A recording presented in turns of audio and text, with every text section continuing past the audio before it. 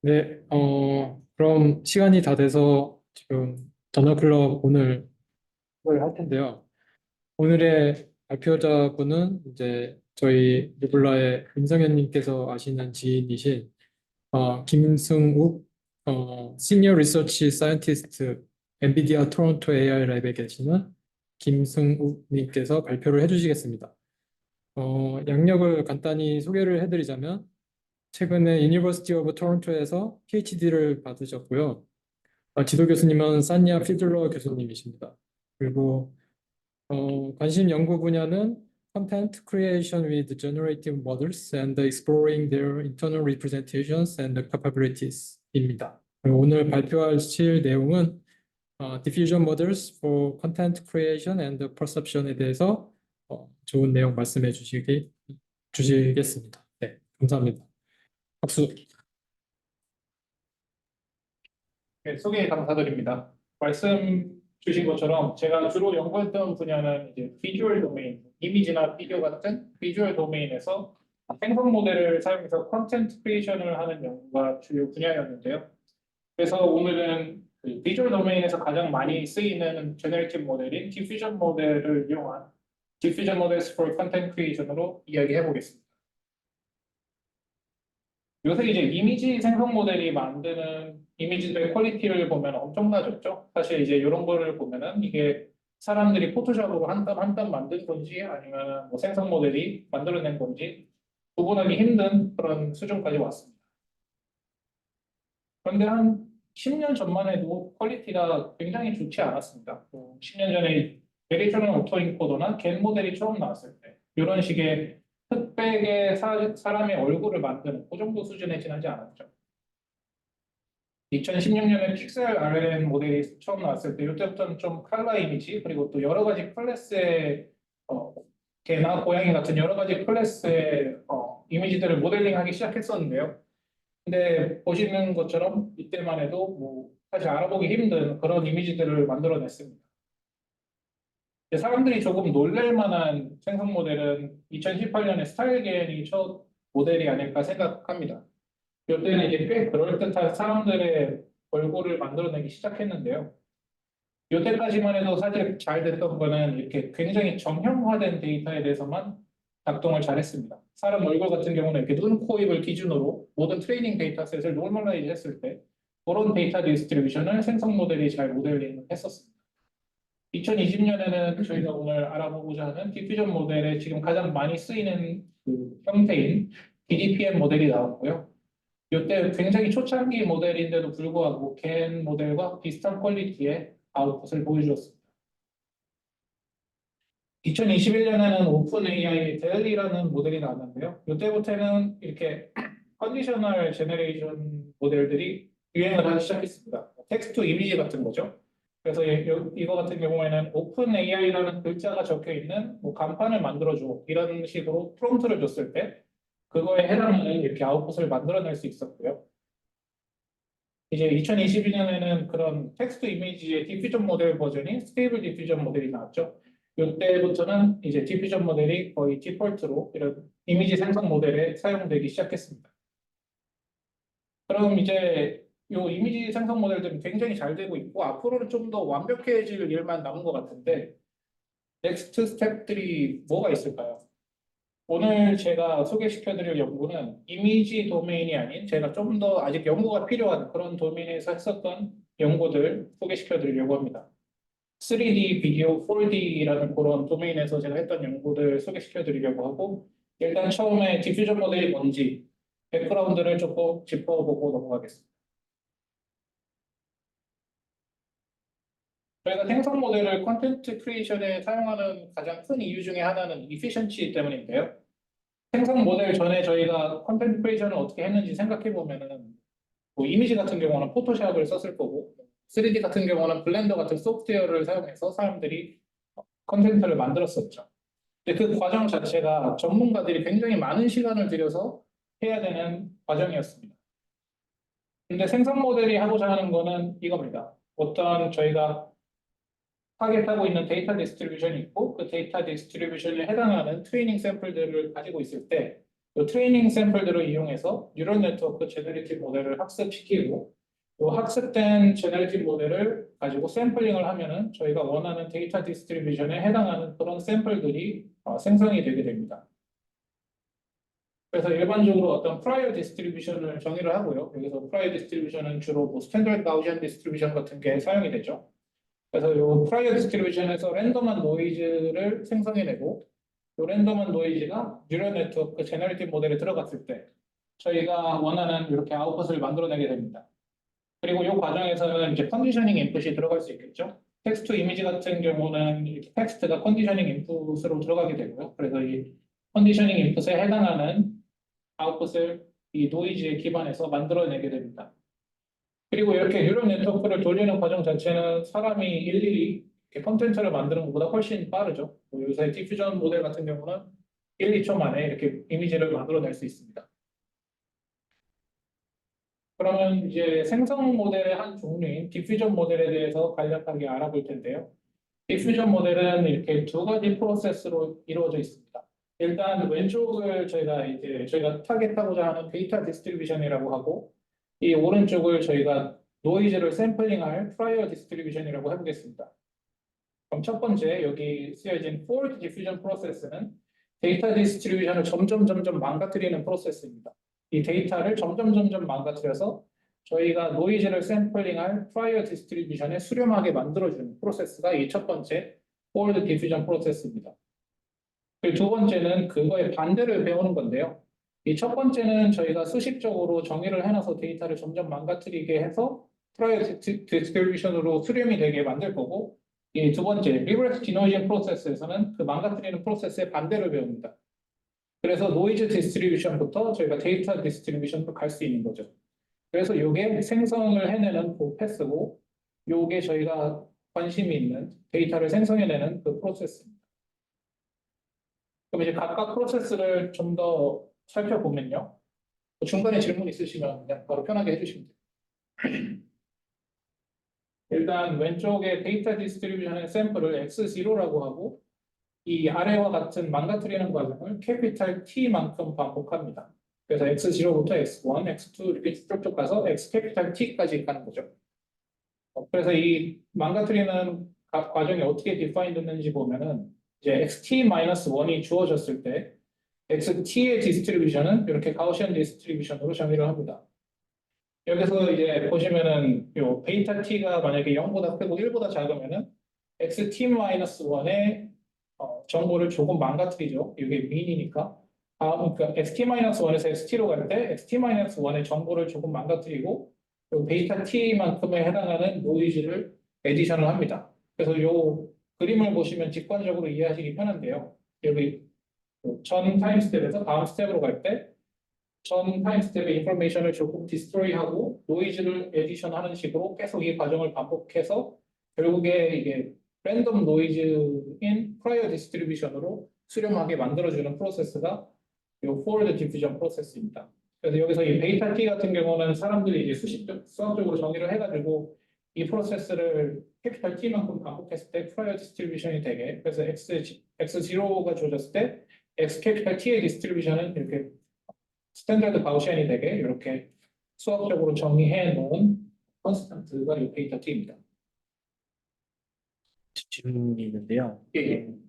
라시티 같은 경우에는 트레이닝 할 때 픽스된 숫자로 하는 건가요? 뭐 그렇게 됐을 때 베타 T가 정해지는 건가요? 이 베이타 T 같은 경우는 저희가 이 forward diffusion 프로세스에서는 트레이닝은 일어나지 않고요. 저희가 이렇게 점점 망가지는 이 프로세스를 그냥 수학적으로 정의만 해놓은 겁니다. 이제 이렇게 정의된 프로세스가 있을 때 이걸 반대로 하는 거를 이제 뉴럴 네트워크로 배우려고 합니다.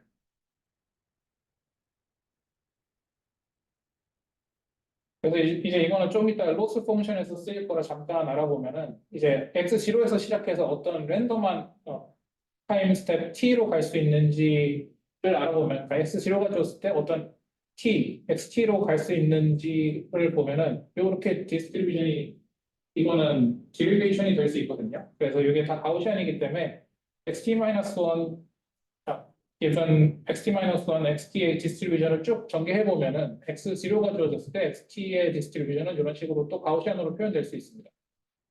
그래서 이제 x0가 줬을 때 xt는 이런 식으로 샘플링이 될 수 있는 거죠. 여기서 엡실론은 이제 가우시안 노이즈고요.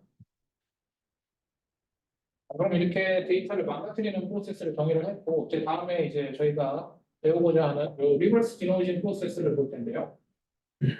일단 저희는 스탠다드 가우시안으로 정의를 했던 프라이어 디스트리뷰션으로부터 시작을 합니다. 그래서 이제 XT가 주어졌을 때 XT-1의 디스트리뷰션을 배우는 건데요. 아까랑 반대죠. 아까는 XT-1이 주어졌고 XT의 디스트리뷰션을 이렇게 망가뜨리는 디스트리뷰션을 정의를 했고, 이제 다음에는 XT가 주어졌을 때 XT-1으로 어떻게 반대로 이렇게 가는지 이거를 이렇게 디파인을 합니다. 그래서 이거를 가우시안 디스트리뷰션으로 모델링을 하고 이 민을 이제 뉴럴 네트워크로 배우게 됩니다. 로스 펑션을 보면은 뭐 베리에이션 오토엔코더가 친숙하신 분들은 아실 텐데 이게 에비던스 로얼 바운드를 옵티마이즈 하는 식으로 트레이닝이 되게 되고요. 좀 더 이게 관심 있으신 분들을 위해서 수식을 조금 더 들여다보면은 이 에비던스 로어 바운드를 쭉 전개하다 보면은 이런 식의 로스 펑션으로 만들어낼 수가 있습니다.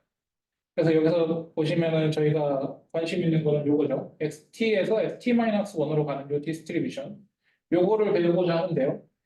요거는 이제 요 KL 다이버전스로 정의가 되고요. 요 Q, XT-1 given XT and X0랑 Pd랑 XT-1 given XT라는 디스트리뷰션, 두 가우시안 디스트리뷰션의 KL 다이버전스로 정의가 됩니다.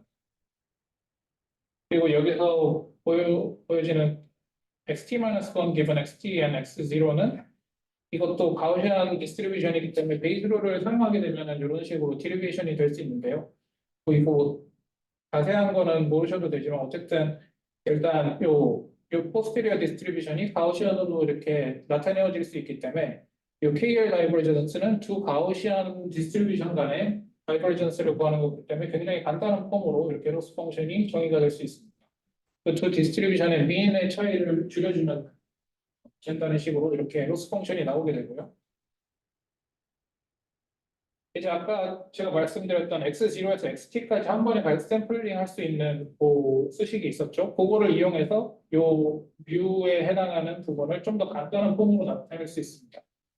여기서 전 슬라이드에서 뮤가 이렇게 X0와 XT에 관한 식으로 나타내줄 수 있었는데요. 여기서 이제 X0를 없애버리고 요 뮤 자체를 XT와 엡실론에 관한 식으로 이렇게 바꿔줄 수 있습니다. 그리고 이제 뉴럴 네트워크가 배우는 요 뮤 같은 경우도 이런 식으로 나타내 주게 되어서 결국에 이 두 뮤에 관한 수식을 여기에다 대입하게 되면은 굉장히 간단한 로스 펑션이 나오게 됩니다. 이제 여기가 X0부터 샘플했었던 XT에 관한 식이었죠. X0 데이터로부터 시작해가지고 내가 이거를 T번만큼 돌렸을 때 망가뜨린 그 이미지가 XT입니다. 그래서 X0의 인포메이션을 이만큼 망가뜨리고 엡실론이라는 노이즈를 샘플해서 이 데이터를 망가뜨렸을 때 XT에 해당하는 요 데이터 이미지 요게 주어졌을 때 요 엡실론 데이터라는 뉴럴 네트워크가 나를 망가뜨린 그 노이즈가 무엇인지 그 엡실론이 노이즈라고 했죠. 그 나를 망가뜨린 노이즈 그거를 찾는 식으로 이렇게 로스 펑션이 정의가 되게 됩니다. 그래서 결국 뭐 중요한 거는 이 부분인데요. 그 전 수식은 뭐 관심 있으신 분들은 논문을 한번 다시 보시면 좋을 것 같고 일단 중요한 거는 이렇게 망가진 이미지가 들어갔을 때 뉴럴 네트워크가 그 나를 망가뜨린 그 노이즈 그거를 찾는 식으로 뉴럴 네트워크가 트레이닝이 되게 됩니다. 그러면 그 뉴럴 네트워크를 통해서 저희가 배운 거는 이겁니다. 이 P데이터 디스트리뷰션인데요. XT에서 XT-1으로 갈 수 있는 그 디스트리뷰션을 저희가 그 디노이징 오브젝티브를 통해서 배우게 되는 겁니다. 그래서 트레이닝은 할 때 보시면 저희가 봤었던 그런 디노이징 오브젝티브를 통해서 뉴럴 네트워크가 트레이닝 되게 되고 샘플링 할 때는 이런 식으로 샘플링이 되는데요. 여기 보시면은 이제 프라이어 디스트리뷰션에서 저희가 랜덤한 노이즈를 먼저 뽑죠. 먼저 랜덤한 노이즈를 뽑고 이 아래와 같은 프로세스를 캐피탈 T만큼 반복합니다. X 캐피탈 T에서 시작해서 저희가 배워왔었던 이 P 데이터 디스트리뷰션을 이용해서 그 전 타임 스텝으로 가는 거죠. 그래서 x 캐피탈 T부터 x0까지 이 디스트리뷰션, 정의된 디스트리뷰션을 따라서 계속 데이터를 샘플링을 해줍니다. 그럼 보시면 아시겠지만 여기 for 룹이 들어가기 때문에 샘플링 자체가 굉장히 익스펜시브한 프로세스입니다. 이 과정을 캐피탈 T만큼 반복해야 되고 이 엡실론 데이터라는 뉴럴 네트워크가 이제 인풋이랑 아웃풋 디멘셔널리티가 같거든요. 그래서 이제 어떤 XT가 들어갔을 때 얘가 뱉어내야 되는 게 노이즈였잖아요. 그 노이즈는 데이터 스페이스에 어플라이가 되는 거고 그래서 노이즈와 인풋 데이터의 디멘셔널리티가 같습니다. 그래서 뭐 RGB 이미지 같은 경우는 height by width by 3라는 디멘셔널리티가 이런 네트워크에 들어가게 되면 아웃풋도 똑같이 H by W by 3가 되어야 되는 거죠. 그래서 이 네트워크 자체가 굉장히 무거운데 이 무거운 네트워크를 캐피탈 T만큼 반복해야 되는 겁니다. 그래서 이게 굉장히 익스펜시브한 프로세스여서 이제 요새 주로 쓰이는 디퓨전 모델의 클래스는 이렇게 레이턴트 디퓨전 모델을 쓰게 됩니다. 제가 말씀드린 것처럼 디멘셔널리티가 높기 때문에 이 디멘셔널리티를 줄이는 게 가장 주된 목적이에요. 그래서 스테이지 1에서는 먼저 오토 인코더 모델을 배웁니다. 어떤 데이터 X가 들어갔을 때 인코더를 통해서 이 데이터 X를 훨씬 더 작은 디멘셔널리티의 레이턴트 0로 바꿔주게 되고요. 이 컴프레스된 레이턴트라고 볼 수 있겠습니다. 그래서 이 컴프레스된 레이턴트 Z를 디코더에 넣었을 때 저희가 사용했었던 인풋 X를 리컨스트럭트하게 되는 식으로 이렇게 인코더와 디코더가 트레이닝이 되게 됩니다. 그럼 이 레이턴트 Z는 X의 굉장히 컴프레스된 버전이라고 보실 수 있을 것 같습니다. 그럼 이제 디퓨전 모델을 이 레이턴트 스페이스에 피팅을 하게 됩니다. 모든 트레이닝 데이터에 있는 이미지들을 이 인코더를 통해서 다 레이턴트 Z로 바꿔주게 되고 그럼 모든 트레이닝 데이터에 해당하는 Z들이 있기 때문에 이 Z들의 디스트리뷰션을 디퓨전 모델을 통해서 배우게 되는 겁니다. 똑같은 트레이닝 프로세스로 디퓨전 모델을 트레이닝 하고요. 그래서 이제 디퓨전 모델을 통해서 샘플링을 하게 되면은 이렇게 레이턴트들이 샘플로 나오게 되겠죠. 이렇게 레이턴트들이 생성이 되게 되면 이 생성된 레이턴트들은 저희가 스테이지 1에서 배웠던 디코더를 통해서 아웃풋 스페이스로 매핑이 되게 됩니다. 그래서 저희가 원하는 이미지의 디스트리뷰션을 배우게 됩니다. 질문이 있는데요. 예. 그러면 사실 아까 전 슬라이드 쪽에서의 질문이었는데 네. 트레이닝 할 때는 중간 가우시안이 커지고 있는 사이 중간에 피처맵은 필요가 없는 거라고 생각을 합니다. 중간에 피처를 네, T가 커지고 있는 사이에 그 노이즈가 점점 커지고 있는 이미지들은 네. 트레이닝 할 때는 필요가 없는 거. 그 모든 타임 스텝 T에 대해서 트레이닝을 합니다. 그래서 여기 보시면은 T가 유니폼 디스트리뷰션을 1부터 캐피탈 T까지의 유니폼 디스트리뷰션이어서요.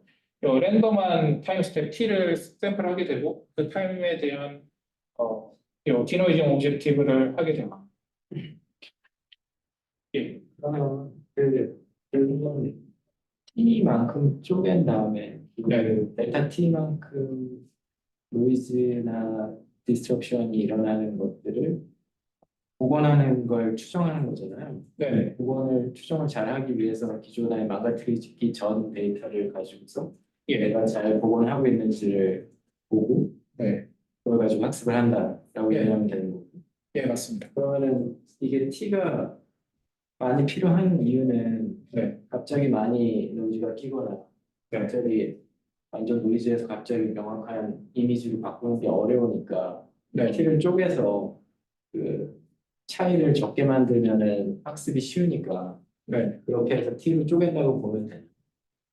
예, 그것도 굉장히 좋은 인투이션인 것 같고 이 디퓨전 모델의 지금 제가 엘고를 사용해서 디리비전 했던 거는 한 방법이고 다른 쪽에서는 이제 스토캐스틱 디퍼런셜 이퀘이션을 통해서 같은 모델을 디리비전 할 수 있는데요. 그쪽에서 보면은 이제 이 컨티뉴어스 타임을 쓰거든요. 그래서 컨티뉴어스 타임을 썼을 때 이 포워드 패스와 리버스 패스가 둘 다 가우시안이 되도록 어썸션을 하면은 이 어썸션이 홀드하는 경우는 이 T가 인피니티로 캐피탈 T가 인피니티로 갈 때 홀드합니다. 두 디스트리뷰션이 다 가우시안으로 되는 게. 그래서 명확히 하자면은 그런 식으로 보면은 이제 T가 많을수록 저희가 모델링하고자 하는 어썸션이 코렉트하기 때문에 더 잘 되게 되고요. 근데 말씀 주신 것처럼 시간이 오래 걸리니까.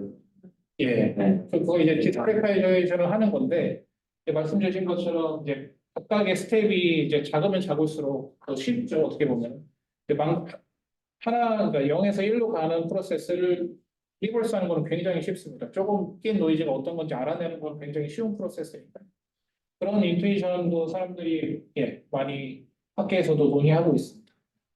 그리고 아까 저 나랑스가 네, 거기에서의 인프라가 네. 트랜스포머 여기서 인코더나 디코더는 어떤 형태의 뉴럴 네트워크도 될 수 있습니다.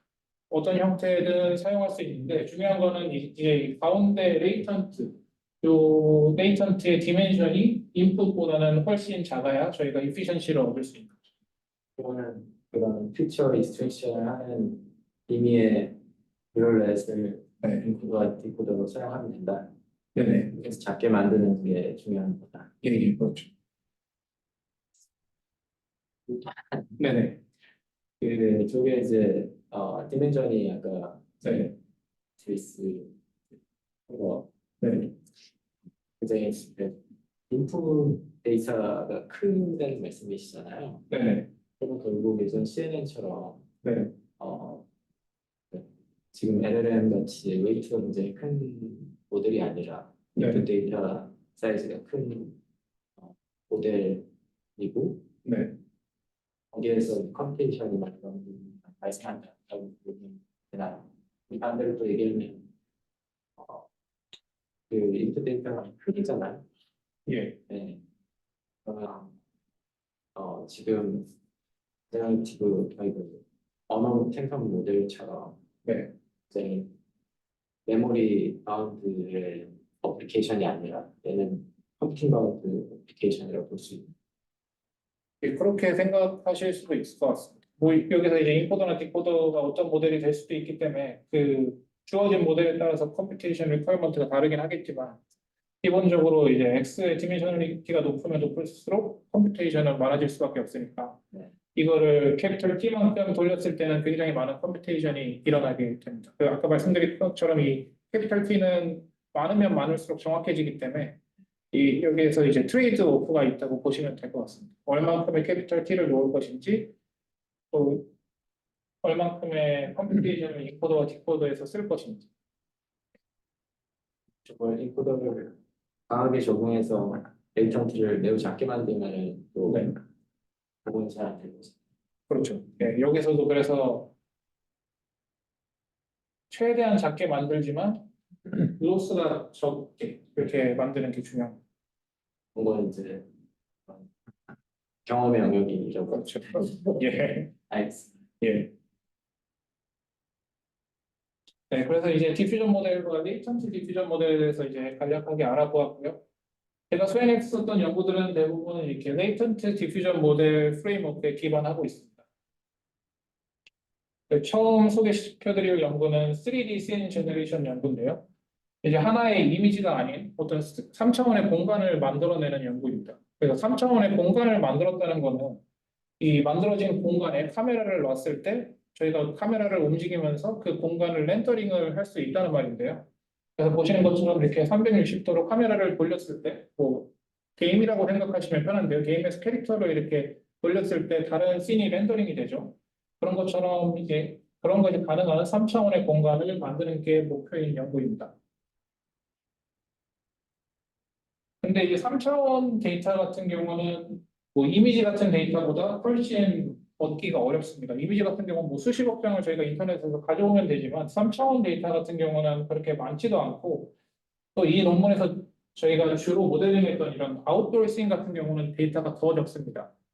그래서 저희는 이렇게 차에 달려있는 카메라들을 활용하기로 했는데요. 요새 차들 나오는 거 보면 대부분 다 360도를 아우를 수 있는 멀티뷰 카메라들이 달려있죠.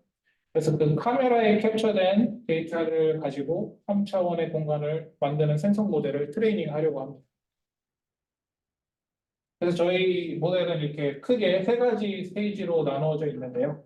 첫 번째 스테이지에서는 그런 말씀드린 멀티뷰 카메라를 가지고 어떤 3차원의 공간으로 매핑을 시킵니다. 여기서 이제 매핑이라는 거는 생성하는 거랑은 다르죠. 저희가 생성 모델을 한다고 했을 때는 랜덤 노이즈로부터 3차원의 공간을 만드는 것이고, 여기서는 이렇게 멀티뷰 카메라 인풋 이미지가 주어졌을 때 이 이미지들로부터 3차원의 공간으로 어떤 3D 레프레젠테이션으로 매핑을 시켜주는 겁니다. 그럼 이제 이렇게 3차원의 레프레젠테이션이 생겼을 때 여기다 이제 디퓨전 모델을 피팅을 하려고 할 수도 있지만 아까 말씀드린 것처럼 디멘셔널리티가 높으면 그렇게 생성 모델을 트레이닝하기 힘들기 때문에 저희는 이 세컨 스테이지에서 이 3차원의 레프레젠테이션을 더 작은 레이턴트들로 더 압축을 시킵니다. 그 다음에 이 압축된 레이턴트들의 디퓨전 모델을 마지막으로 트레이닝하게 됩니다. 그러면은 이 트레이닝된 디퓨전 모델은 이 레이턴트들을 생성하게 될 거고요. 이 생성된 레이턴트들은 이 3차원의 레프레젠테이션으로 복원이 될 수 있고, 이 3차원의 레프레젠테이션은 저희가 원하는 각도에서 카메라를 놔서 렌더링을 할 수 있게 됩니다. 이제 각각의 스테이지를 조금 더 자세하게 들여다보면요. 첫 번째 이 씬 오토인코더에서는 이 멀티뷰 카메라 인풋 이미지가 각각 CNN 인코더에 들어가게 되고요. 그리고 어떤 피처맵이 2D 피처맵이 나오게 됩니다. 그리고 이 2D 피처맵으로부터 저희가 먼저 뎁스를 인포를 합니다. 그래서 이제 각각의 픽셀이 카메라로부터 얼마나 멀리 떨어져 있는지 요거를 인포를 하게 됩니다. 그리고 나서 이 각각의 피처들을 이제 저희가 인포한 뎁스를 통해서 3차원의 공간으로 매핑을 시켜주게 됩니다. 그래서 이런 식으로 3차원의 공간에 피처들을 매핑을 하게 되고요. 이거를 이제 각각의 이미지에 대해서 했으니까 이제 월드 코오디네이트 시스템에서 이런 3차원의 프러스텀들을 다 합쳐주게 됩니다. 그래서 멀티뷰 카메라 각각이 만들었던 이 프러스텀들을, 이 3차원의 프러스텀들을 하나의 코오디네이트 시스템에서 이렇게 멀지를 해줍니다.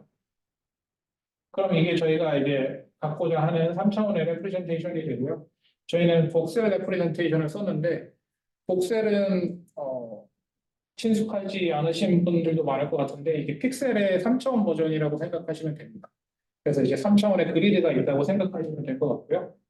그리고 이렇게 얻어진 3차원의 레프레젠테이션에 볼륨 렌더링이라는 프로세스를 하게 됩니다. 이 볼륨 렌더링 프로세스는 저희가 어떤 타겟 카메라가 주어지고 이 3차원의 레프레젠테이션을 저희가 갖고 있는 카메라에 대해서 프로젝션을 했을 때 이 2D 피처들을 저희가 갖고 있는 카메라에 쭉 프로젝션을 하게 되면 이렇게 2D 피처맵이 나오게 됩니다. 그리고 이 2D 피처맵은 CNN 디코더를 통해서 이렇게 아웃풋 이미지 스페이스로 매핑이 되게 되고요. 그래서 저희가 이 모델을 씬 오토 인코더라고 부르는데 어쨌든 인풋 이미지가 들어가고 아웃풋 이미지가 나오게 되고 그 오토 인코더 파이프라인이랑 비슷하지만 저희가 중간에 하고자 하는 거는 그 과정에서 이렇게 3차원의 공간을 매핑하는 그 과정을 배우고자 합니다. 그걸 배울 때는 이렇게 뎁스를 인포하는 것도 배워야 되고요. 여기 피처들도 배워야겠죠. 그래서 이렇게 씬 오토 인코더 모델이 트레이닝 되게 되고 씬 오토 인코더 모델이 트레이닝 되면 이런 걸 할 수 있습니다. 일단 인풋으로 이렇게 카메라들이 주어져 있다고 할 때 요거를 이용해서 씬 오토 인코더를 통해서 3차원의 공간을 만들어내면은 이런 식으로 아까 말씀드린 것처럼 게임에서 하듯이 카메라를 움직여서 이 3차원 공간 안에서 저희가 카메라를 자유자재로 움직일 수 있게 되는 그런 3차원의 복셀 레프레젠테이션이 만들어지게 됩니다. 네. 아까 뎁스 이런 걸 이용해서 플러스트럼 만드는 프레임워크가 따로 있는 거. 이 프레임워크 자체는 저희가 뭐 프라이어 워크를 많이 가져오긴 했는데요. 리프트 스플랫 슛이라고 저희 연구실에서 했었던 연구긴 한데 그러니까 어떻게 생각하시면 카메라마다 저희 카메라 파라미터가 있잖아요. 그 카메라 파라미터를 통해서 이제 픽셀 스페이스로부터 카메라 레이를 쭉 뽑아낼 수 있고 이 카메라 각각의 픽셀마다 레이가 있으니까 이 뎁스를 인포하면은 이 레이에서 어떤 부분까지 이 피처가 가야 되는지를 구할 수 있는 거죠. 뭐 3D 엔진 같은 거라고 생각을 하면 되는 건가요? 3D 엔진에서도 아마 이런 것들이 많이 사용될 것 같습니다. 일단 거기도 이제 카메라 파라미터를 통해서 이제 다 카메라를 조정하고 하는 거니까 이제 여기서는 이제 내가 픽셀 스페이스 카메라에 캡처된 픽셀 스페이스로부터 3차원의 공간으로 매핑 시켜주는데 카메라 파라미터들이 들어가고 이제 거기에 뎁스까지 인포해서 이렇게 정확한 로케이션으로 매핑을 하게 됩니다.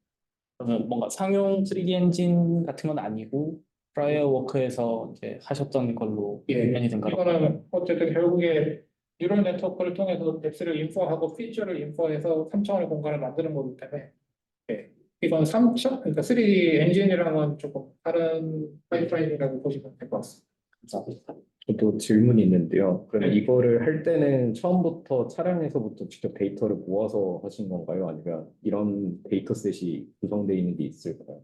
아니, 지금 이거 보시는 요거 같은 경우는 저희가 그 칼라 시뮬레이터를 사용했고요. 제가 실제로 했던 실험들에서는 이제 엔비디아 내부에서 모았던 실제 데이터를 사용해서 연구를 진행했습니다. 그러면 그 카메라 막 익스트린식이나 인트린식 파라미터 가지고 뎁스 추정하는 것 같은데 그게 단일 카메라로는 그 뎁스 추정하는 게 그렇게 간단하지 않잖아요. 그래가지고 그렇죠. 여러 카메라를 기준으로 해서 그 앵글 계산해가지고 그 뎁스를 추정하는 방식으로 하신 건가요? 여기서 저희가 주로 사용했던 거는 모노필로 뎁스 에스티메이션을 주로 사용하기는 했는데요. 말씀 주신 것처럼 모노필로 뎁스 에스티메이션은 뭐 정확하지 않을 수 있기 때문에 이제 카메라들 사이에 오버랩되는 리전들이 있을 거잖아요. 그런 리전에서는 이렇게 프러스텀들이 여기 다음에 여기서 나타나지는 않지만 CNN을 통해서 피처들을 믹싱하는 과정이 있습니다. 그래서 그런 믹싱하는 과정을 통해서 좀 더 피처들이 올바른 공간으로 이동할 수 있게 되고요. 근데 굉장히 좋은 포인트 말씀해 주셨는데 그냥 모노큘러 뎁스 에스티메이션 자체로만으로는 정확하지는 않을 수 있습니다. 그래서 그런 후처리 가 좀 들어가게 됩니다.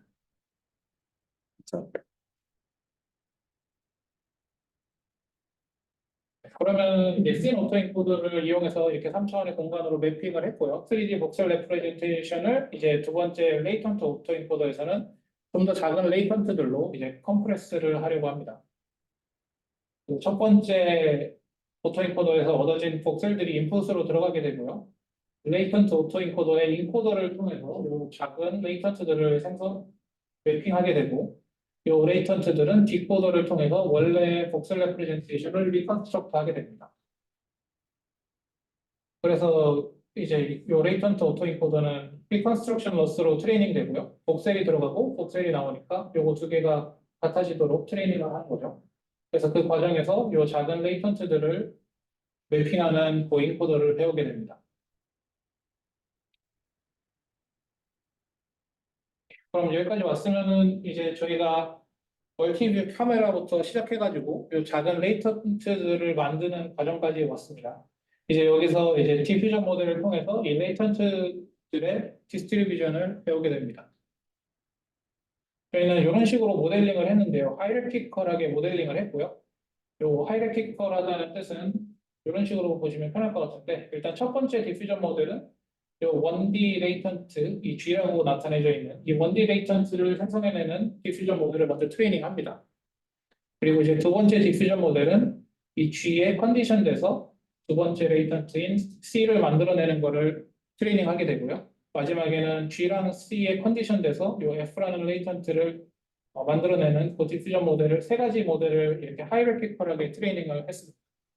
그래서 이제 샘플링 할 때는 먼저 이 첫 번째 디퓨전 모델을 사용해서 G를 생성해내고요. 그 다음에 G의 컨디션 돼서 C를 생성해내고 그 다음에 이제 생성된 G와 C의 컨디션 돼서 F를 생성하게 됩니다. 그러면은 이제 샘플링 할 때 저희가 랜덤 노이즈로부터 디퓨전 모델을 사용해서 이렇게 레이턴트들을 생성해내고 이 생성된 레이턴트들은 저희가 레이턴트 오토인코더에서 트레이닝했었던 레이턴트 디코더를 통해서 3D 복셀로 매핑이 되고요. 이 3D 복셀은 저희가 원하는 타겟 카메라가 주어졌을 때 그 타겟 카메라에 아까 말씀드린 그 프로젝션 과정을 통해서 프로젝션에서 2D 피처 맵이 얻어지고 그 2D 피처 맵은 2D CNN 디코더를 통해서 이번 첫 번째 씬 오토인코더에서 배웠던 디코더죠. 그 디코더를 통해서 저희가 원하는 그 아웃풋 스페이스로 이렇게 이미지로 나타내지게 됩니다. 그래서 이제 이 과정에서 이 타겟 카메라를 저희가 움직이면서 저희가 원하는 각도에서 생성된 3D 복셀을 비주얼라이즈 할 수 있습니다. 질문인데요. 예. 이전 장에서 네.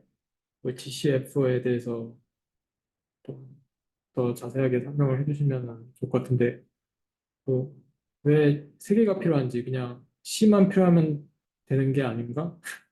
G랑 F가 하는 역할이 각각의 이제 하는 역할이 뭔지 좀 궁금하고요. 이렇게 순서가 1D, 3D, 2D 뭐 이렇게 말씀하셨는데 그 이유가 특별히 있는 건지 또 궁금해요. 예, 되게 네. 또 좋은 포인트 말씀해 주셨는데, 일단 이렇게 하이라키컬하게 모델링 하는 게 일단 디퓨전 모델, 생성 모델 리터처에서 좀 더 잘 된다고 요즘 받아들여지고 있고요.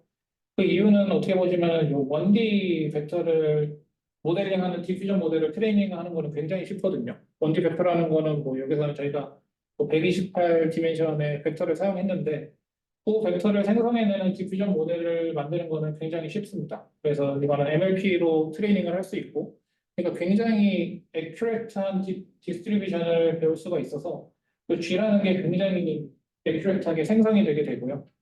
그러면 이 생성된 G의 컨디션을 해서 이 다음 데이터를 만들었을 때 이게 훨씬 디스트리뷰션을 배우기가 쉬워집니다. 뭐 이미지 제너레이티브 모델에서 생각하시면은 그냥 언컨디셔널하게 이미지를 만드는 건 굉장히 어렵거든요. 그런데 지금 요새 생성 모델이 잘 되는 이유는 텍스트의 컨디션이 되는 거죠. 텍스트의 컨디션을 했을 때 저희가 원하는 타겟 디스트리뷰션은 원래 이미지 디스트리뷰션보다 훨씬 작아지게 됩니다. 그래서 뭐 사과를 만들어라 했을 때 사과에 대한 디스트리뷰션만 모델링하면 되기 때문에 이 제너레이션 태스크 자체가 굉장히 쉬워지거든요. 그래서 그 인투이션 그대로 따라와서 이런 컨디셔닝이 주어졌을 때 그 다음 데이터가 훨씬 만들어지기 쉽게 되고요. 그래서 이, 이 하이라키를 이렇게 한 이유도 G가 굉장히 완벽에 가깝게 모델링이 되면은 그 다음 거를 만들어내기도 쉽기 때문에 이런 식으로 하이라키를 정하게 됐습니다. 그 질문이 있는데요. 그 예. F 쪽 같은 경우에는 그 버드 아이 뷰라고 표현이 되어 있는데 실제로 제너레이션 되는 걸 보니까 버드 아이 뷰는 아니더라고요. 그래서 막 3D 독셀 상에서 2D로 이걸 제너레이션 할 때 컨디셔널로 뷰 포인트를 주는 뭐 옵션이 있는 이거는 약간 그냥 인투이션 같은 건데요. 일단 저희가 3차원의 복셀이 있잖아요. 그 3차원의 복셀을 이 Z 디멘션으로 플래트닝을 했을 때 그거에 해당하는 레이턴트가 이 F라고 보시면 될 것 같습니다. 그래서 저희가 벌드아이뷰라는 용어를 썼는데 요 Z 디멘션으로 이 복셀을 플래트닝 하게 되면 위에서 아래로 보는 요 맵 같이 이렇게 나타나지게 되니까 그 레이턴트를 저희가 이렇게 벌드아이뷰 레이턴트 2D 레이턴트라고 하겠습니다. 실제로 이제 벌사이 뷰가 들어가는 건 아니고 3차원의 복셀을 저희가 이렇게 컴프레스한 방향 때문에 이렇게 명명하게 됐습니다. 제너레이션 되는 시점에는 버드 아이 뷰로 나오는 건 아니고 저 카메라 기준으로 나오게 되잖아요. 그러면 제너레이션 하는 시점에서는 일단 이 어떤 카메라에 기반되지는 않고 3차원 공간을 일단 만들어낸 후에 이 3차원의 공간에 카메라가 들어가서 이제 비주얼라이즈만 하게 카메라로 하게 됩니다. 아까 맨 처음에 했을 때 이미지 쪽 할 때 예. 라지 T 스텝이 있었잖아요. 네. T랑 여기 GCF 나올 때 스텝 대충 개수가 큰 차이가 없나요? 개수요? 그러니까 그 스텝이 네. 생성하는 스텝이 네네. 저희는 일단 뭐 다 같은 스텝을 쓰긴 했는데 말씀 주신 것처럼 조금 다른 스텝을 쓸 수는 있을 것 같습니다. G 같은 경우는 상대적으로 모델링 하기가 쉽기 때문에 상대적으로 더 작은 T 스텝을 쓸 수는 있을 것 같습니다.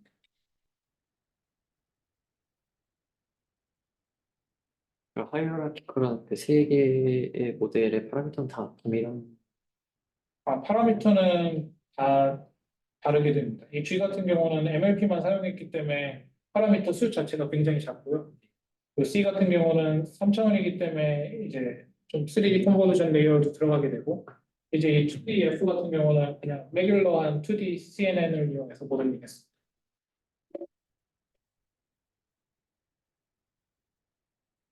그래서 이 과정을 통해서 이렇게 아까 보신 것처럼 이런 3차원의 공간을 만들어낼 수 있고요.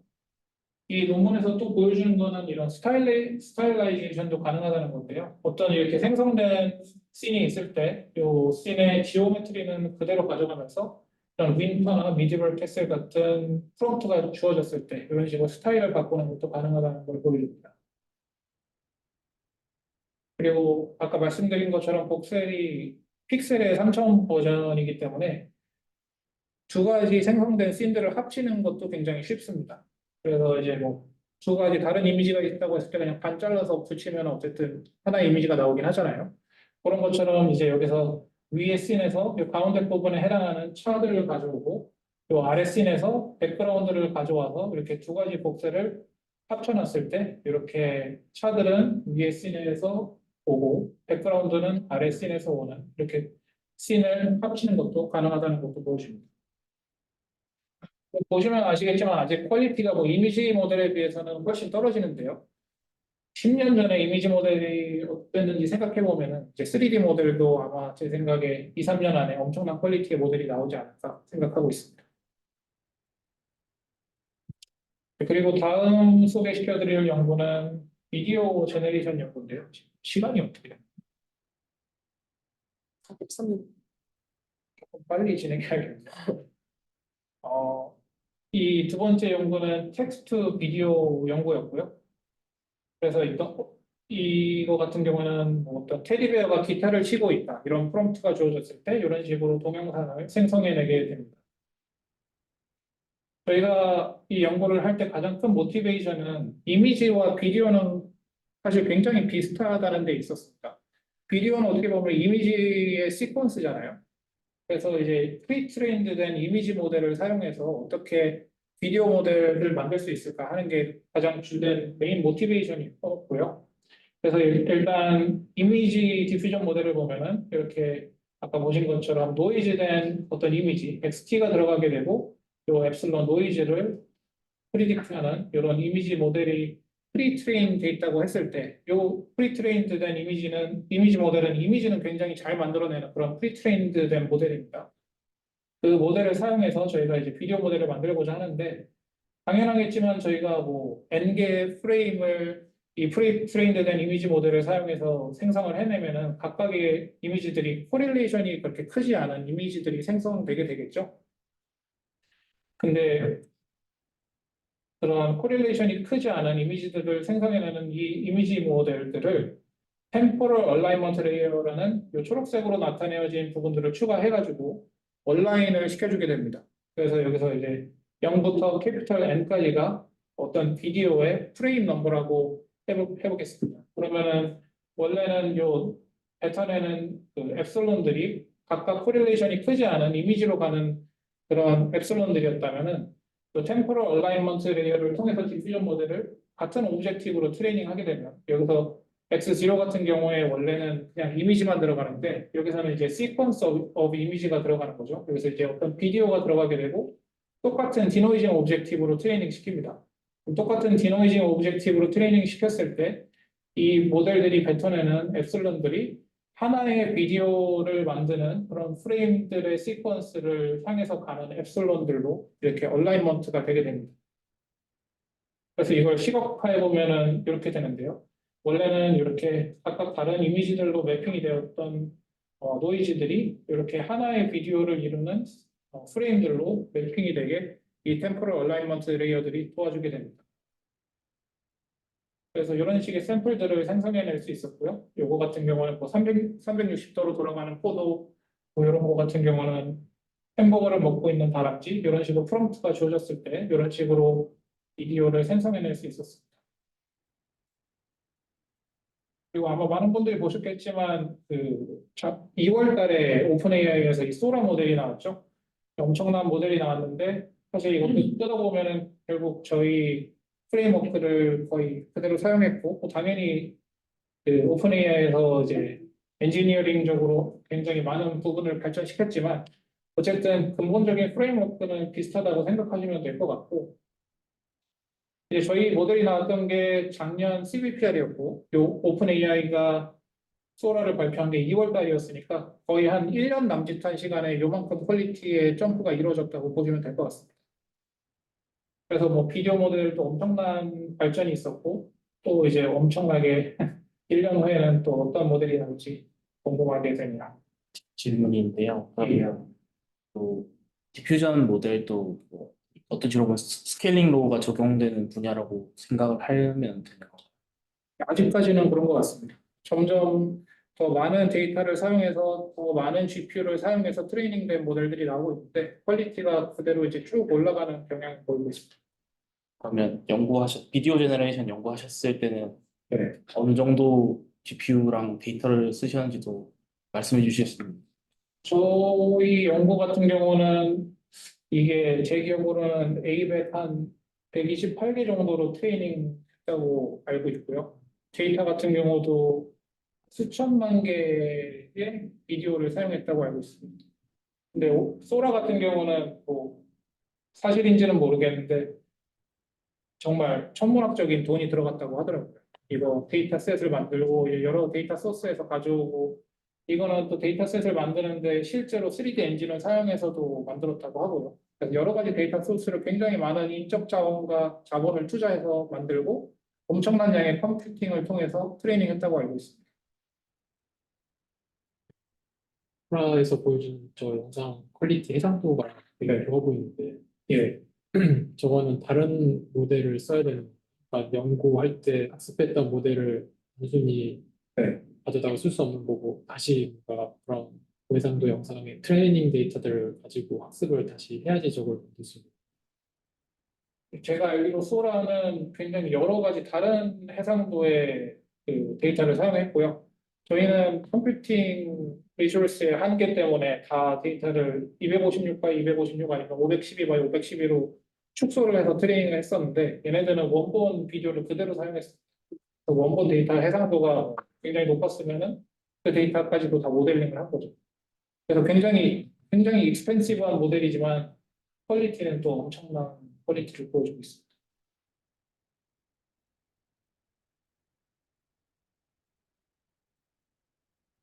그리고 이제 마지막 소개시켜드릴 논문은 4D 제너레이션 논문인데요. 여기서 제가 말하는 4D는 3D에서 타임 디멘션을 추가한 겁니다. 그래서 3D 같은 경우는 아까 제가 보여드린 그런 3차원의 공간 같은 경우에 움직이지 않는 3D 공간이었죠. 만약에 3D 오브젝트가 있다고 하면 움직이지 않는 3D 오브젝트가 있을 텐데 이제 여기서 타임 축을 추가해가지고 이제 이 3D 오브젝트가 타임에서 움직이게까지 하는 그런 4D 제너레이션을 하는 논문입니다. 이런 식으로 이제 오브젝트들이 움직이고 저희가 원하는 카메라를 둬서 이 오브젝트를 원하는 타임에 비주얼라이즈 할 수 있게 됩니다. 그래서 이거를 하기 위해서 백그라운드를 조금 봐야 되는데요. 이 논문에서는 스콜 디스틸레이션 샘플링이라는 프레임워크를 사용했습니다. 스콜 디스틸레이션 샘플링이라는 프레임워크는 원래 3D 오브젝트를 만들기 위해서 고안된 그런 메소드고요. 이렇게 어떤 처음에 랜덤한 3D 레프레젠테이션을 이니셜라이즈 합니다. 그래서 여기서 일단 토끼가 없다고 보시면 어떤 아까 제가 보여드린 복셀 같은 랜덤한 3D 레프레젠테이션을 이니셜라이즈 하게 되고요. 어떤 타겟 카메라에 대해서 프로젝션을 합니다. 제가 아까 말씀드린 그 비슷한 프로세스죠. 그러면은 이제 처음에는 랜덤한 3D 레프레젠테이션이니까 이 프로젝트된 이미지가 굉장히 이상한 랜덤한 이미지가 나오겠죠. 그리고 이 랜덤한 이미지를 저희가 프리트레인드된 이미지 디퓨전 모델에 보내게 됩니다. 그래서 이 로스를 얻게 되는데요.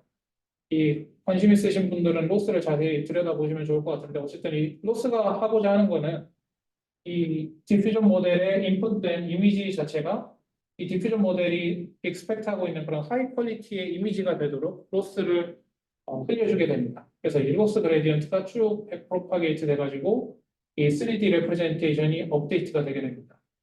그리고 이 디퓨전 모델에는 이 캡션이 들어가게 되고요. 그래서 여기 같은 경우 이런 토끼에 해당하는 캡션이 들어갔을 때 이 디퓨전 모델에 들어가는 이미지가 이 토끼에 해당하는 하이 퀄리티 이미지가 되도록 그레디언트가 나오게 돼서 계속 이 레프레젠테이션을 업데이트하게 됩니다. 계속 랜덤한 카메라를 샘플링하고 이 랜덤한 카메라에 대해서 프로젝션을 했을 때 얻어지는 이미지가 이런 하이 퀄리티가 이미지가 되게 계속 로스를 얻어서 옵티미제이션을 하게 됩니다. 그럼 이 과정을 반복했을 때 저희가 얻게 되는 거는 어떤 뷰에서 바라봤을 때도 이 3차원의 공간이 저희한테 주는 이미지가 하이 퀄리티인 이미지가 되게 됩니다. 그 말은 이 3D 레프레젠테이션이 저희가 원하는 그 오브젝트를 가지고 있다는 말이 될 수도 있겠죠. 그래서 이렇게 3D 오브젝트를 생성해내는 파이프라인이 이 스콜 디스틸레이션 샘플링 SDS 프레임워크이고요. 저희는 이제 그 전 워크에서 저희가 트레이닝했던 비디오 디퓨전 모델이 있으니까 3D 모델을 만드는 게 아닌 4D의 오브젝트를 만들려고 합니다. 그래서 이 디퓨전 모델을 디스틸레이션을 했을 때 4D 오브젝트가 이렇게 나타나게 하게 됩니다. 저희 모델의 이름은 Align Your GaussianC인데요. 저희 모델 이름이 Align Your GaussianC인 이유는 저희가 이제 가우시안 레프레젠테이션을 3D 레프레젠테이션으로 사용을 했습니다. 그래서 쉽게 생각하시면은 이제 뭐 포인트 클라우드는 아니지만 포인트 클라우드라고 생각하시면 편한데요. 이 하나의 3D 오브젝트를 이루고 있는 점들이 각각 가우시안이고요. 각각 가우시안들이 이렇게 파라미터를 가지고 있습니다. 그 가우시안의 위치, 요 x, y, z가 있고요. 그 가우시안의 크기, 스케일이 있고, 오파시티가 있고, 가우시안의 컬러도 있게 되고요. 이런 파라미터들을 가진 가우시안들로 이렇게 3D 오브젝트가 나타내어지게 됩니다. 그래서 이 고양이 같은 경우 수십만 개의 가우시안들이 모여서 이 하나의 고양이 오브젝트를 만든다고 보시면 될 것 같습니다. 저희는 첫 번째는 이제 스컬 디스플레이션 샘플링 프레임워크를 그대로 따라서 먼저 3D 오브젝트를 만들어냅니다. 그러면 이제 이 고양이가 움직이지 않는 고양이가 만들어지게 되는 거죠. 그리고 이제 이 두 번째 스텝에서 저희 비디오 디퓨전 모델을 통해서 이 고양이를 움직이게 만들어주는 건데요.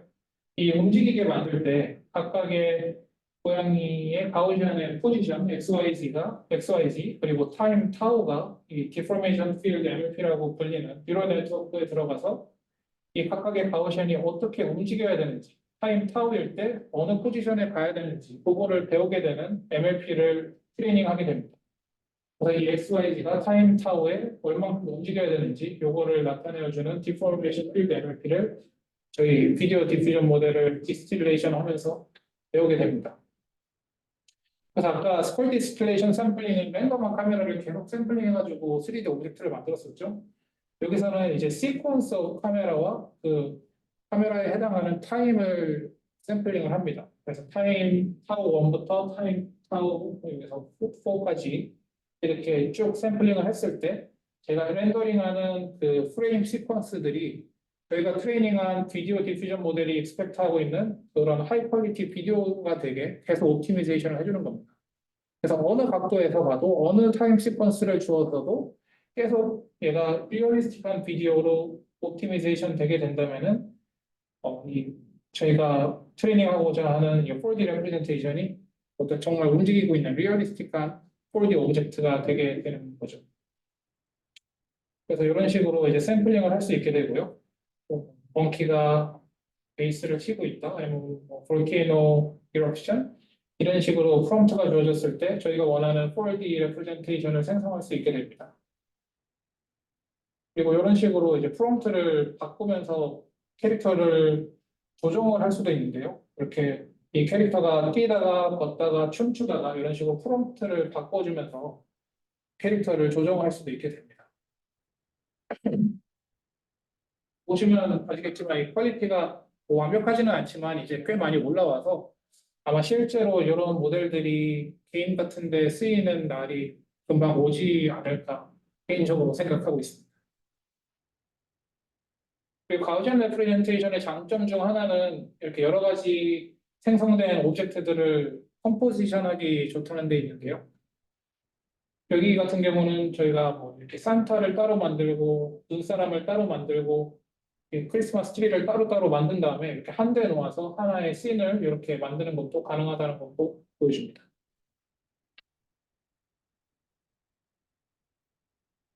그래서 오늘 소개해드릴 연구는 여기까지였고요. 일단 뭐 오늘 결론을 말해보자면은 저희가 일단 컨텐트 크리에이션에서 이미지랑 비디오 모델들이 얼마나 잘 되고 있는지 조금 오늘 알아보았고요.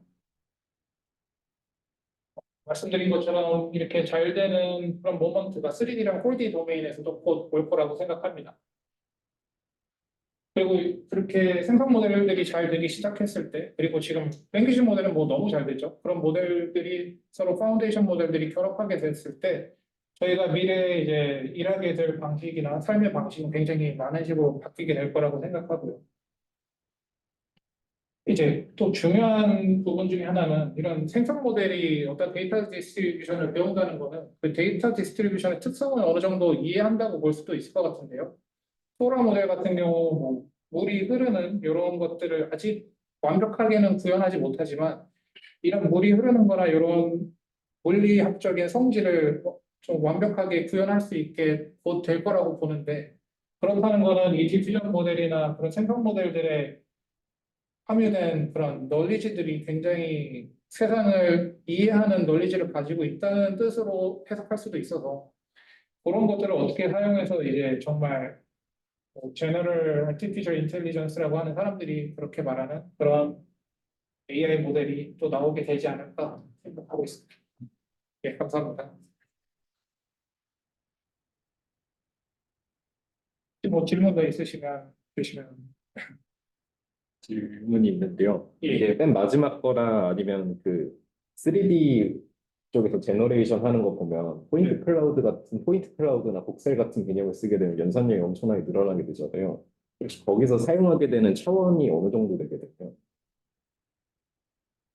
복셀 같은 경우 말씀 주신 것처럼 뭐 그런 데다 3D CNN을 사용하게 되면 굉장히 컴퓨테이션 코스트가 많이 올라가서 사람들이 네트워크 아키텍처를 많이 보완하기는 했습니다.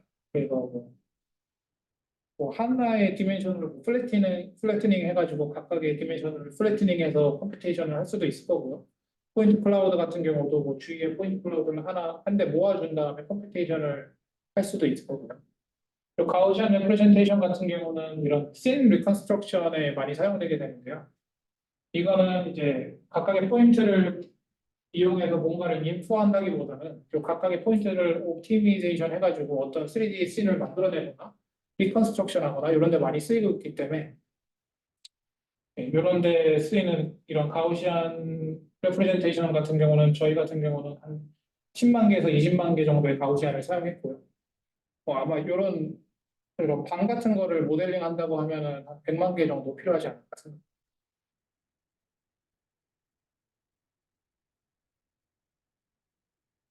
그 온라인에 계신 분들 중에 질문 없으신가요?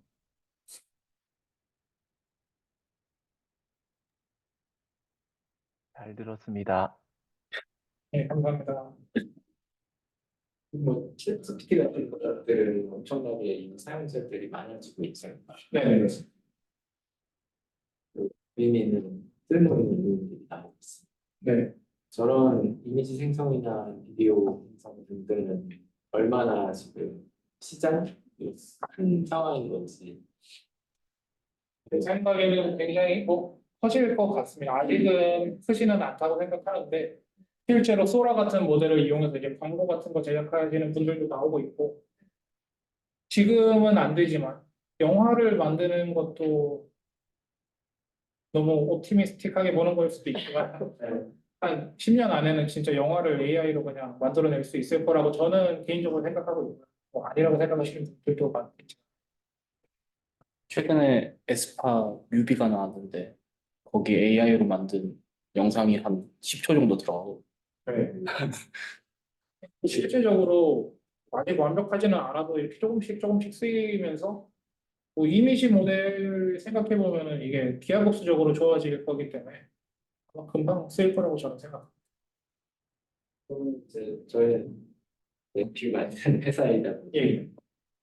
그게 결국은 지금 언어 모델 쓰는 것만 해도 인퍼런스 쪽 인프라가 굉장히 많이 필요할 거라고 예상이 되는데 네. 좀 필요하면 더 필요하지 덜 필요하지 않을 거잖아요. 같은 막 승계하지는 하드웨어 쪽으로도 좀 관심이 있으시죠. 우리 지금 사실 조금 문외한이긴 합니다. 네. 누가 GPU 구조로 이게 충분히 잘 대응을 하고 있는 건지 쪽에 특화된 GPU 구조가 따르고 혹은 구조는 그대로 아키텍처 변경은 쉽지는 않으니까 스펙 이걸 지원하기 위한 엔비디아의 라인업이 또 다른 라인업이 생길 가능성이 있다든지 이런 것들이 요새 모델 아키텍처를 보면은 좀 트랜스포머로 다 수렴하고 있기는 합니다. 그래서 이미지나 비디오 생성 모델 같은 경우도 트랜스포머 모델로 지금 다 바뀌고 있는 추세이고요. 그래서 결국에 트랜스포머 모델을 다 지금 이용해서 다 액셀러레이션을 하고 계시잖아요. 네. 그래서 그쪽 연구들이 계속 사용될 것 같고, 뭐 특출난 새로운 아키텍처가 근시일 내에 나오지 않는 이상 그쪽에서 하시는 그런 노력들이나 연구들은 다 유효하다고 생각합니다. 네. 어, 이미지 제너레이션 하는 게 네. 언어 제너레이션 하는 겁니다. 모델 사이즈가 모델 사이즈는 지금 더 작기는 한데 더 작은 이유가 컴퓨테이션 때문에 그렇거든요. 이제 들어가는 그 픽셀들이 많기 때문에 모델 사이즈를 너무 크게 하게 되면 트레이닝이 안 되니까. 근데 점점 뭐 하드웨어가 좋아지면 좋아질수록 이런 것도 모델링을 더 잘 할 수 있게 될 것 같습니다. 하드웨어가 이제 좀 더 많은 파라미터를 이용해서 비디오나 이미지를 모델링 할 수 있게 되면 퀄리티도 훨씬 좋아지겠죠. 대략 사이즈가 제일 큰 이미지 모델 대비 10분의 네, 지금 소라 같은 경우는 이것도 비공식적으로 들은 거긴 한데 10 빌리언 정도 파라미터가 있다고 알고 있습니다. 확실하진 않은데 아마 10 빌리언 정도 되는 걸로 추산하고 있습니다. 개인적으로 궁금한 건데 그런 정보는 비공식적인 정보는 어떻게 그냥 업계에서 아시는 분들끼리 얘기하면서 중국인들이 서로 이렇게 여러 회사 커뮤니티들이 이어져 있으니까 중국 친구들을 통해서 자꾸 아하 해킹의 질문이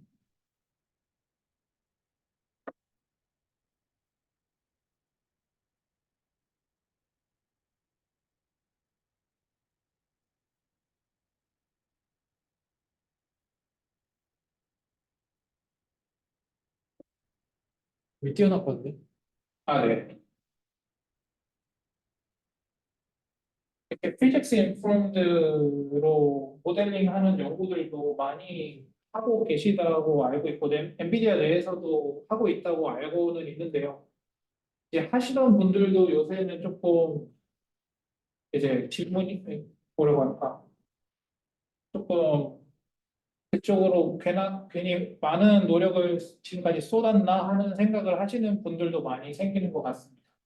그래서 정말 결국에는 데이터를 많이 큐레이션을 잘해서 쓰는 게 가장 좋은 게 아닌가라는 식의 생각으로 넘어오시는 분들도 많고요. 아직도 뭐 피직스를 넣어서 하시는 분들도 많기는 하지만 제 생각에는 근시일 내에는 피직스를 물리적으로 진짜 넣어서 좀 더 완벽한 그 영상을 생성하는 데는 도움이 될 것 같은데 길게 롱텀으로 보자면 결국에 데이터에서 AI가 모든 걸 배우지 않을까 생각합니다.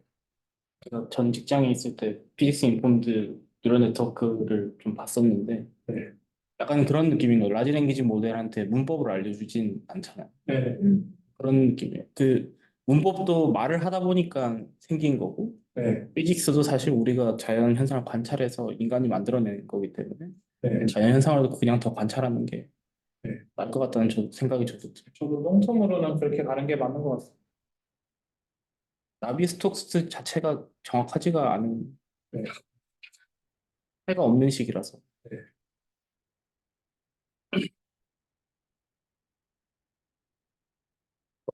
보고 싶은 게 네. 그 예전만 하더라도 손 같은 거를 제너레이션을 잘 못했는데 최근 돼서는 손은 어느 정도 되고 글자는 아직도 자연스럽지는 않잖아요. 예. 이게 요즘에 좀 잘 되는 이유가 뭐 모델 사이즈를 늘린다든지 중간에 레턴트 스페이스를 키운다든지 이런 것 때문에 그러는 건가요? 아니면 좀 테크닉적으로 뭔가 변경이 되다 보니까 좀 이렇게 발전이 된 건가요?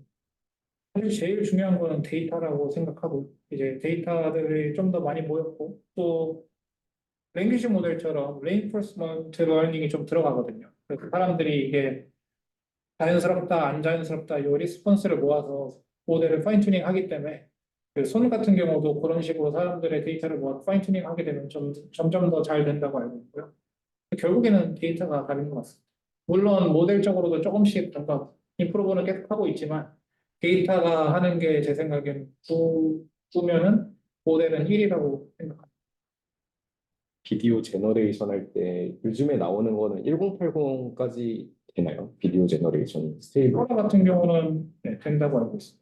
혹시 1080 정도 제너레이션을 하려고 하면 메모리 리소스가 어느 정도가 필요하나요? 이게 아마 저도 정확히는 모르는데 한 GPU에서 안 돼가지고 여러 개 GPU를 쪼개서 인퍼런스 한다고 그렇게 알고 있습니다. 한 A100 8개 정도 써야 나올 수 있는 리소스. 정확히는 모르겠지만 그 정도까지는 아닐 것 같고 세 개면 되죠. 아. 이거는 너무 그냥 제 네네네. 책으로 예. 질문이 좀 많아서 죄송해요. 감사드릴까요? 그 디퓨전 모델 같은 거 인퍼런스 최적화하는 연구들도 요즘에 좀 나오는데 결국에는 라지티를 늘릴 때 제너레이션이 잘 된다라는 거는 그냥 육시적으로 되는 건데 그 라지티를 무한정 늘릴 수도 없고 그래서 요즘에 나오는 거 보니까 컨디셔널로 해서 라지티를 좀 가변적으로 해서 좀 제너레이션 속도를 개선하는 건 있더라고요. 네. 혹시 이런 거 같이 좀 인퍼런스 최적화하려는 연구도 하셨던 시도가 있으실까요? 제가 한 연구는 아직까지는 없고요. 근데 요새는 약간 adversarial loss를 이용해서 원샷으로 하는 연구들도 많이 나오고 있거든요. 일단 디퓨전 모델 자체는 large T로 트레이닝을 시킨 다음에 요거를 점점 압축을 해서 익스트림하게 갔을 때 원샷으로까지 갈 수 있는 그런 연구들도 나오고 있습니다. 혹시 스파시티 이런 거를 하시는 게 좀 있나요? 그 다른 랩에서라도 스파시티를 쓰시는 시도가 있다든지. 제가 그쪽은 잘 아직 모르고 있어서 제가 아는 바는 잘 없습니다. 감사합니다. 네, 네, 그럼 다른 질문 없으시면 질문을 하신 것 같아서 여기서 마치도록 하겠습니다. 네, 감사합니다. 감사합니다. 네. 감사합니다. 감사합니다.